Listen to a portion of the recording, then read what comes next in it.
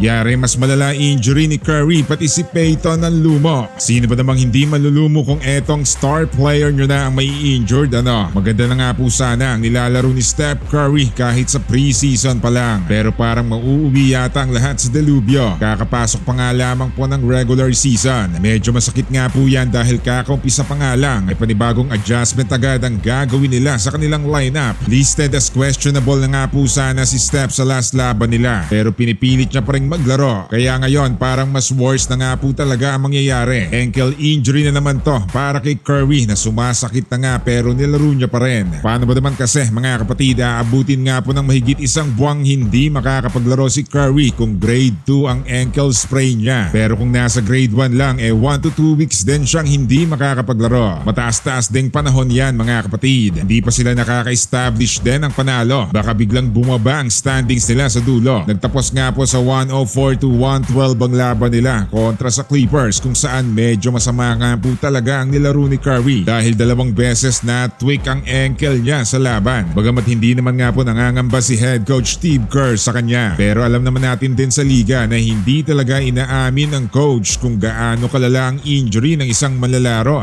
Tumatanda na nga rin po si Babyface Assassin kaya walang makakapagsabi kung magiging prone na ba siya sa injury. Sasailalim siya agad sa MRI para masuring maigi kung gaano kalala. Maraming fans ang nababahala rin dito dahil kapag matagal na hindi nakapaglaro si Curry pwedeng magsunod-sunod ang kamalasan nila sa panalo.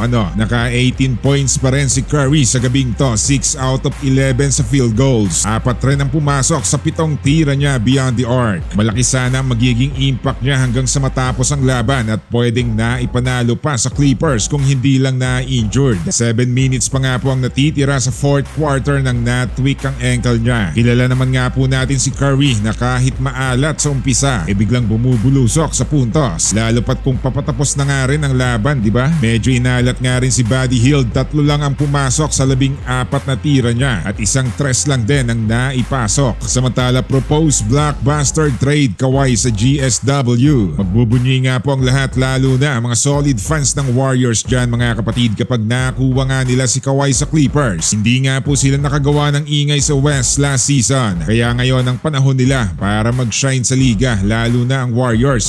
Disenteng-disente naman nga po ang nabuong roster ng Dubs. Pero kukulangin pa rin nga po ito lalo na kapag dumating ang playoffs. Big risk nga po ito para sa team. Pero gagawin nga po nila ang lahat para lang din masatisfy ang natitirang taon ni Curry sa Golden State. Proposed trade po ito na pwede nilang makuha si Kawhi sa Clippers. Pero malalagas din ang sangkatutak na key player ng Dubs kagaya nila Wiggins, Podziemski, DeAnthony Melton, Gary Payton at 2026 first round pick. Mabibigat na player din to ng Warriors na tiyak na malaki ang maitutulong sa Clippers team. Paniguradong hindi ito mahihindian ng LA. Disenteng-disente ang mga manlalarong kapalit ni Kawhi. Tapos may kasama pang isang pick din. Biglang favorite nito ang Warriors team sa Western Conference. Malamang na mag-uuwi ng titulo. Bagamat ang kinakabahala ng mga fans sa etong pagiging prone sa injury ni Kawhi. Pero sa sistema nga po meron ng Warriors. Malamang gawing shooter lang si Kawhi ng team dahil laging nasa kanya ang pressure din sa bola. Kung nasa Warriors siya, nandyan sila Curry at Green na magaling gumawa ng space para sa kanilang kampi. Kaya dito rin nag-thrive si Clay